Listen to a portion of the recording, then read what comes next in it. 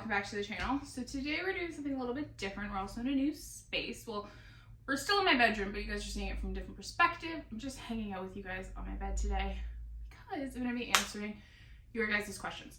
So I asked you guys to ask me questions on Instagram and the YouTube community tab. I put out a post and I got some really good questions. When I asked for questions, the plan was to answer them while I was doing a plan with me, but I actually got some really good questions and I just kind of wanted to sit and chit chat with you guys instead of trying to do multiple things at once.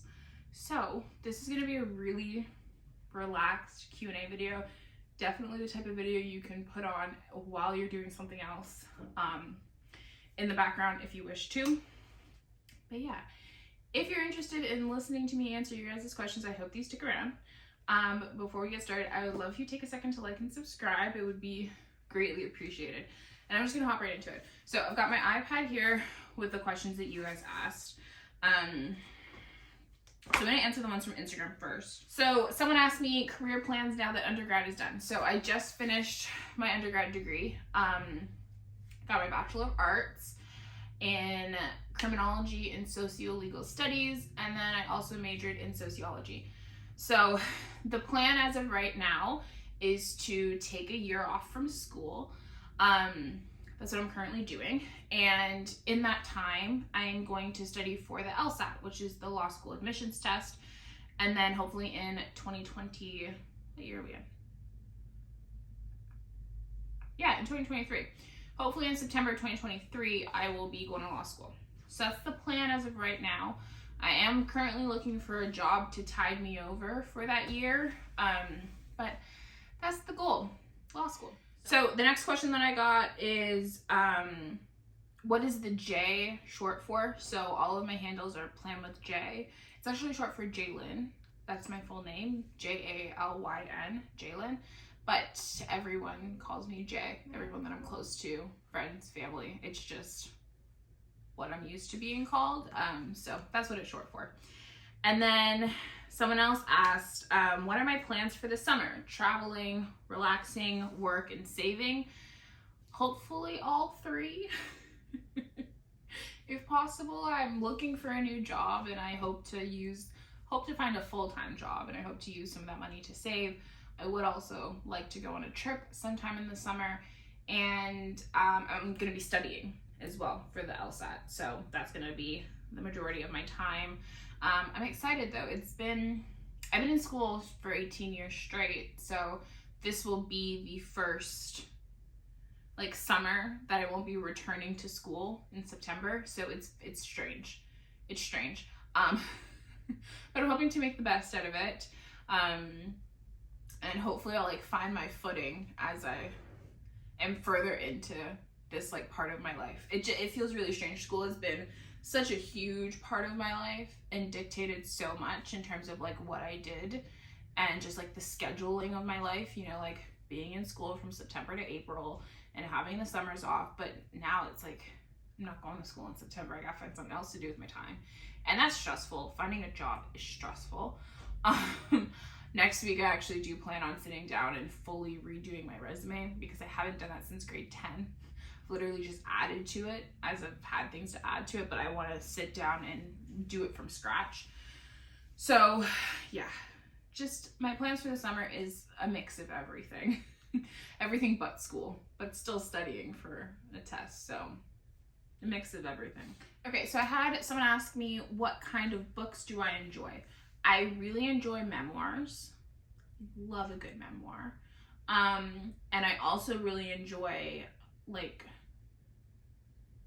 romance novels, young adult stuff, just because I like sinking myself into a book for a day and a half from beginning to end. It's like watching a good movie, right?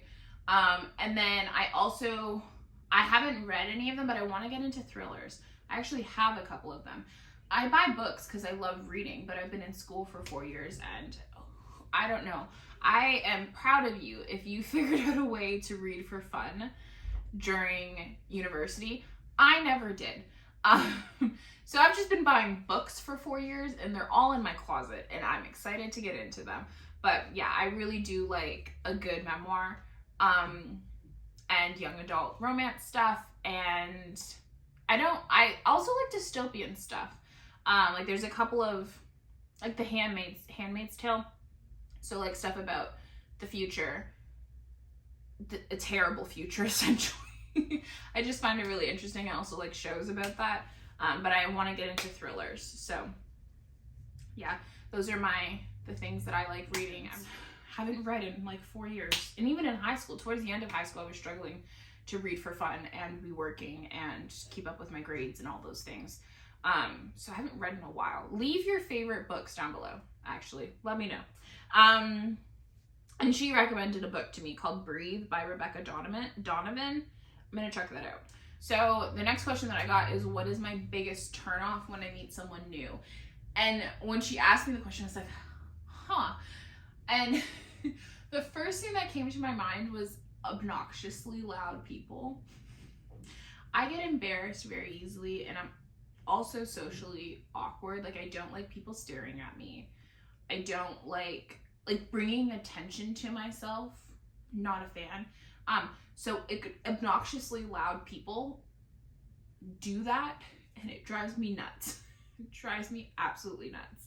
So it's probably like the biggest turnoff for me. So yeah.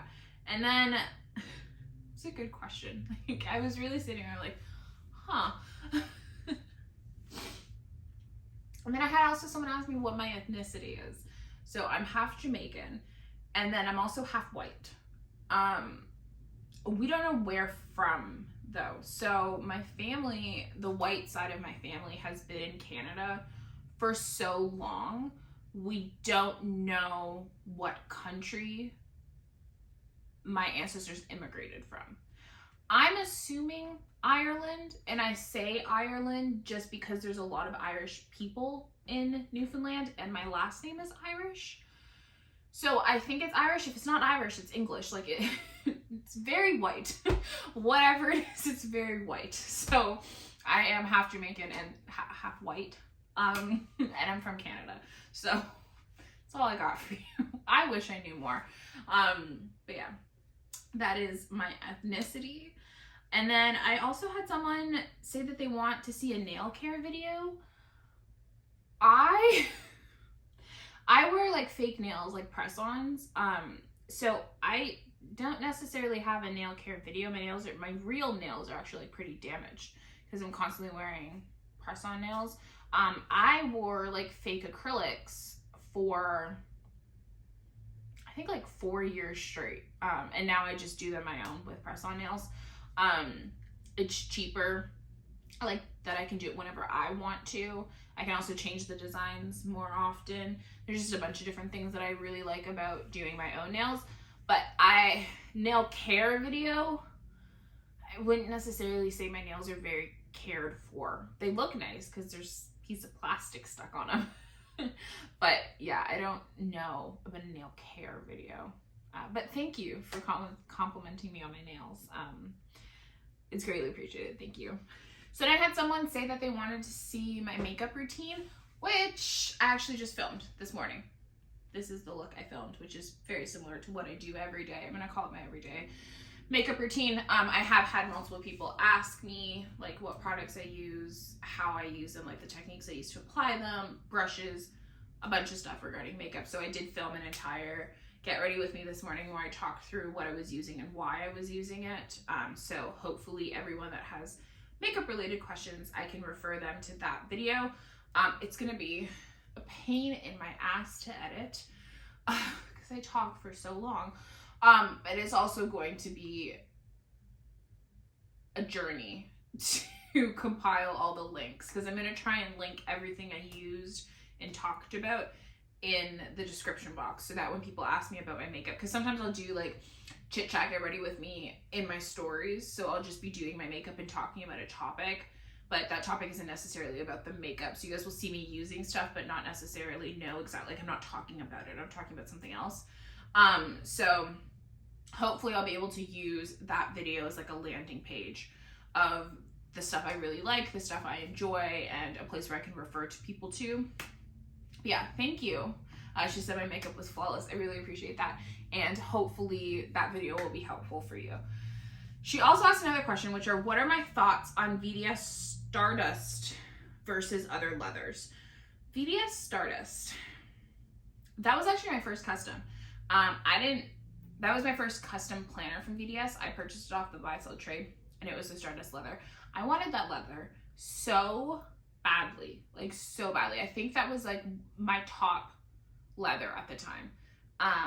And I really liked that cover. It's a finicky leather. I like it so much that I bought it again when I did my A6 customs. It's a finicky leather, like it's like a velvety texture. It's not as sensitive as I thought it would be because it is a velvety texture. It's not like velvet sand. Velvet sand is a temperamental bitch. I love the color of it, but she really is not friends with anything. She's not friends with the oils on your hand. She's not friends with the sun. Like, she is not friends with any type of moisture. Stardust is a little bit more forgiving. So one time I got like a little thing on it. I don't even know what it was. It wasn't a pen mark. It was like a scuff of something. And I was able to just take a little eraser and erase it out, and it was gone. I really do like the Stardust leather. I love the color of it. And I would be opening to buying another custom in that leather in the future. I'm not really interested in it right now, and I don't know what it is about it that I'm not interested in right now. I'm not sure. I'm just really happy with my VDS Black and Velvet Sand bicolor that I'm not currently in it right now. I'm actually in my JL Brown, but I'm really happy with those two, along with my Gillios. But it is a leather that I have historically loved and would purchase again, and I think it's a good choice for a lot of people. Like, I do think it works. I would say though, if you're gonna get that leather, use a planner pouch. I mean, if you're carrying your planner to and from, I use a planner pouch. Anyway, I will say I don't think it's not sensitive to the sun, so you can have it out on your desk all day and not have to worry about an uneven patina. It doesn't really patina. It doesn't patina at all, actually. It stays the same color throughout your duration unless you get it dirty. It's a beautiful color. It's really pretty. But yeah, I don't currently own it, and I could see myself owning one in the future. I'm just not currently interested in it. My top leather from VDS, I really like the JL Brown, but some days it feels a little warm toned for me. I love the texture of it though. I wish there was a leather from VDS that had the texture of JL Brown, but was a little bit more neutral in terms of leaning warm or cool, you know? Like Alizane. I really like the tone of Alizane. Touch Me leathers, I mean, they're beautiful. It's just not my favorite kind of leather. I wish we could get like an Alizane color, but with the texture and feel of JL Brown. That, I know you didn't ask me what would be my favorite VDS leather. That one I just made up in my head would be my favorite VDS leather. But in terms of the ones that actually exist, I really like my JL Brown. I like my Velvet Sand. I just could never do another Velvet Sand that's a Velvet Sand inside and outside. That's a no-go. And I actually really like my JL Black. My JL Black is the first black planner I've ever owned. Oh, no. I got my JL Black and my Gillio Black Matte Croco around the same time. But my JL Black is the first black Hobonichi cover I've ever had, and it's beautiful. I really like that cover. So yeah, those are just some of my thoughts on the VDS leathers and the VDS leathers that don't exist but I wish did. Okay, and then I have two more left from Instagram. So the first one is, the perfect planner would be... I don't know. I think the perfect planner would be Hobonichi Weeks sized with Stylogy paper, so white paper. And Stylogy paper is very similar to Tomoe River paper, but it handles a variety of different pens a little bit better. I love the way that Tomoe River paper feels. I like writing on it. I hate that I can't use all of my favorite pens on it. I can't use most of my favorite pens on it. And I also don't care for the yellowness of the page. Like, it's not something that has ever stopped me from using the planner, but some days I'm like, oh, come on. Like, why does it have to be this like yellowy color? So my perfect planner, it would probably be Stalogy paper. And yeah, I think pretty much everything else about it would stay the same. I mean, I don't need any of those Japanese pages at the back, but they're not for me, you know? My perfect planner wouldn't have them because I wouldn't use them. I don't use them. But yeah, I think my perfect planner would be some reinvention of the Hobonichi Weeks. The one thing that I really love about the Hobonichi Weeks is it has structure to it, and it's already set up for you in terms of it's dated, and you don't have to do any setup if you don't want to. But there's also so much freedom. There's so much you can do with it if you want to manipulate the layout and change it and add things in. So it's like this perfect balance between enough structure that it's functional for me, even when I don't have time or don't want to devote time to setting it up. But I can also have fun with it. It's not so structured that, you know, like this is your one layout and that's all you can do, right? So that's why that's why the Hobonichi Weeks has worked so long for me, is because yes, it is a bound book. Yes, it's the same layout every week, but I can still have fun with it and I can still change it up as I wish. So long-winded answer, back to the same place. Dream planner would be more modernized, be the word? Modernized Hobonichi Weeks. White paper, no Japanese writing in the back, just I don't use it. And oh, the covers. Can we have some more neutral covers, please? Please. What did Hobonichi, why did Hobonichi do what they did this past year with covers? I don't understand. I do not understand.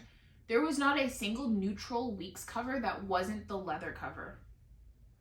In the leather cover, I have it and I enjoy it, but it is a little bit more stiff than their normal cover. So it's not my favorite. I don't know why they did that. Why did they take away the like dainty line floral one that they had for years? I don't know. I'm still annoyed about it. This literally happened in September. I'm still annoyed. But yeah.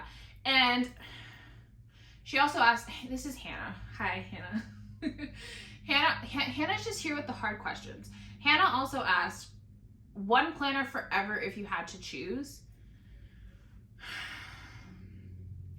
I'm tempted to say my Hobonichi Weeks, just because I do think I could make it work for so much. But forever, I don't know. What if I have kids? I'm definitely not going to have enough room on those little ass pages to also plan out their lives. So I'm kind of thinking of B6tology. Because the B6tology really gives me the freedom to make it whatever I want. Because I can print out monthlies and just tape them in. I don't have to draw everything out. One planner forever, B6tology. That's the one, okay? Okay, I got 4 questions on YouTube. So someone asked me, how do I handle the urge to change planners or deal with the feeling of planner peace? Do I buy all the planners or commit to staying in my current planner until a set time/date? So I kind of deal with this in 2 different ways. So when I was in rings and I would have the urge to switch planners, I chose 2 sizes. I chose A6 and pocket. I would let myself switch between the 2 of them whenever I wanted, and I didn't feel guilty about it. But I never switched to sizes outside of that. And that was just primarily trying to save money. Like, I cannot afford to try all the sizes. And I would rather have things that I love in 2 core sizes as opposed to having just a variety of things in a variety of different sizes, right? So when I was in rings, I switched as I pleased, but I stayed in 2 core sizes. That's 4. In 2 core sizes. In my Hobonichi Weeks, I don't switch out of it. I switched out of it last year during the summer, and I went back to rings, and I still regret ever leaving it. And I haven't left my weeks since then. So I don't really have the urge to leave my weeks anymore. And when I get the urge to leave my weeks, like, because, you know, sometimes you're just like, oh, this isn't working. Like, I just want to try something else. Like, that's working for someone else. Maybe I should try that. I just sit on it.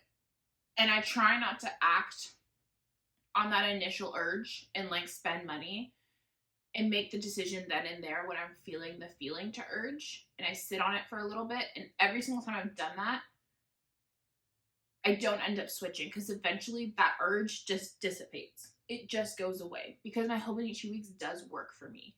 So if you are feeling the urge to switch, if you are feeling the urge to try something new, I would say don't act just on that urge. You know, hold out on it a little bit. Think about it a little bit. Make a pros and cons list, you know? Just sit with those feelings and really try to figure out why you're feeling those feelings.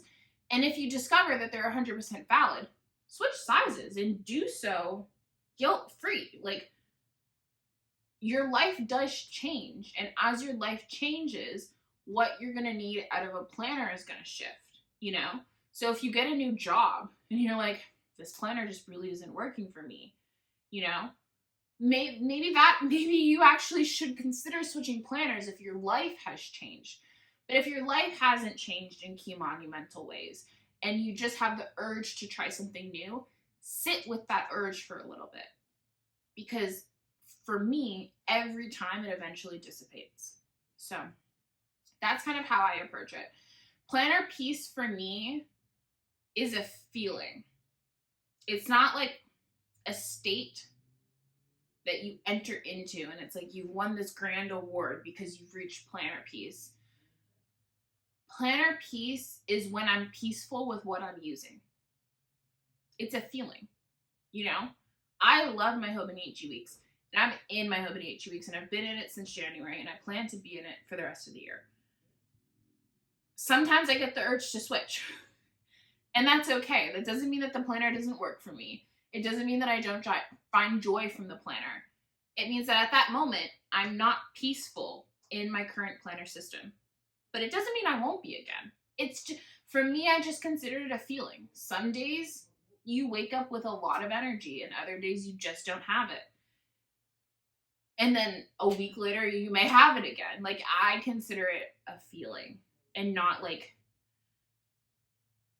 a degree you earn. Like, it's not like, oh, once you hit planner peace, you are there. Like, you own that. Like, that is yours. It's a feeling, and it comes and goes just like all other feelings.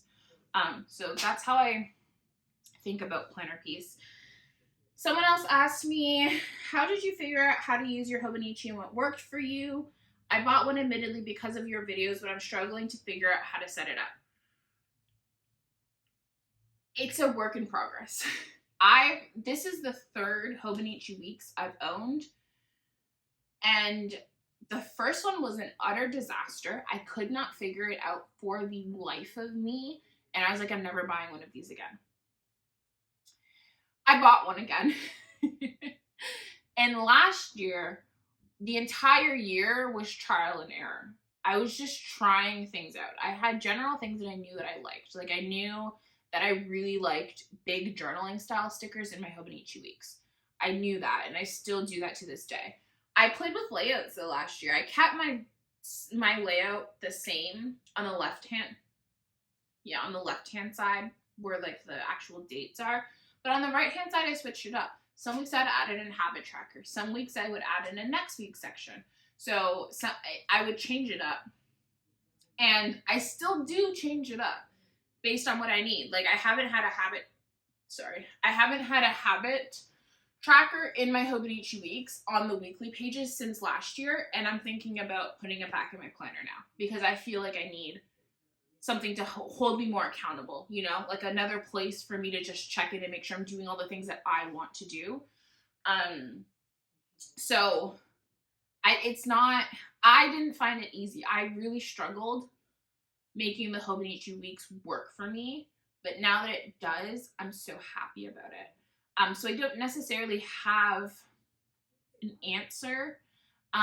One thing that I did was at the beginning of this year, I went through my rings and I was like, what is everything in my rings that I really like? Like the birthday lists and the gift list insert that I had and the finance stuff where I'd write down like the biggest purchases of the month, and my health log, and my exercise tracker, my workout tracker. So I sat down and I listed out all of these things that I loved about my rings and different inserts that I had in my rings that I truly enjoyed. And I created those in the back of my Hobonichi Weeks. So maybe that's one way that you can figure out how to make the planner work for you. Think about all of the things that you want out of a planner and use those back pages to create them if you're really trying to make the Hobonichi Weeks work for you.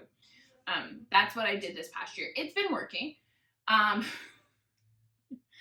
have been struggling to keep up with some of the trackers, but I like knowing that they're all there, that it's all in one spot, and that all of my data, even though I'm not collecting all the data I could be, but all of the data that I am collecting is all in one place, and it will live in that Hobonichi Weeks forever, right? Like I'll keep that book forever, and it'll all just be there instead of sprawled out between different books or sprawled out on individual inserts, like ring bound inserts. So yeah, write out a list and think about exactly what you want and see if there's ways that you can implement that into the Hobonichi Weeks. In terms of layouts, in terms of weekly layouts and figuring out a layout that works for you, scroll through the Hobonichi Weeks hashtag. I used the layout that Lindsay Scribbles used. And the first week I used it, literally, I think it was the second week of my Hobonichi planner from last year. Anyway, so I used Lindsay Scribbles layout because I saw it and I was like, that looks very useful. Like that looks very functional. I still use it to this day. And that's okay. Like just because I didn't come up with it doesn't mean it doesn't work for me. So scroll through the hashtag and see if there's something where you're like, hey, that could really work for me, and try it out and see. So those are my Hobonichi Weeks tips on how to make it work for you. So another person asked, do you have days where you write absolutely nothing in your planner? I feel guilty if I don't write in mine at least once. So no, I don't really have days where I feel guilty if I don't write in my planner, but that's mainly because my Hobonichi Weeks is so small. So if I don't write in it, it's such a small part of the page, I don't really care if it's empty. But when I've been in larger planners before, it's definitely bothered me if I haven't written in my planner because it's such a huge amount of space that's just forever empty. Whereas if you don't write on a day in the Hobonichi Weeks, it's just this little tiny small square. So yeah, planners that have made me feel guilty for not writing in them, I've slowly, like over time, I've abandoned them because I don't like feeling pressured to write in my planner. Like my planner should be a tool that helps me be productive. It shouldn't make me feel guilty. So all of the planners that have ever made me feel guilty, I no longer use. So I don't have that issue anymore, but I definitely understand where you're coming from, and it's caused me to abandon planners before. Last question, and this is a good one to end it off on. How did you start planning, and what was your first planner? So my first planner was probably one that they gave in school. That's how I started planning as well. I would like color code it and all that stuff. And then I started using Kate Spade planners, not the ring bound planners, but the spiral ones that you could get at the bookstore. I used that for a year. And then I think when I was 15 or 16, I'd stumbled across Happy Planner at Michael's, and I had used Happy Planner for like a year. And then I used a Moleskine planner. And then right around when I started university, I actually started in the actual planner. Like I found the real planner community, and I started using an A5 rings, a personal rings, and then eventually I moved to my Hobonichi Cousin and then my Hobonichi Weeks, and I'm essentially here now. So my first planner was the school one. My first real planner was the Kate Spade one. Like that's the first one that I spent my money on. And then I slowly graduated to the Happy Planner and kept trying new things ever since then. So yeah, that's how I started planning and my first planner. Those are all the questions. Thank you guys for hanging out with me. I hope you guys had as fun of a time as I did. If you have any more questions, feel free to leave them down below, and I'd love to answer them. Also, let me know how you feel about this type of video. Is it something you maybe would want to see like every 6 months? So yeah, just let me know all of your thoughts, feelings, and opinions down below.